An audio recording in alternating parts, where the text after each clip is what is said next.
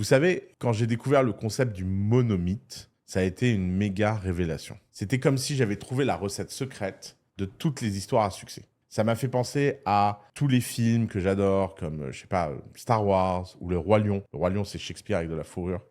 Ils ont beau être très différents, au fond, ils racontent tous la même histoire. Celle d'un héros qui quitte son monde ordinaire, qui affronte des épreuves et qui revient complètement et radicalement transformé. Le voyage fait partie de l'éducation.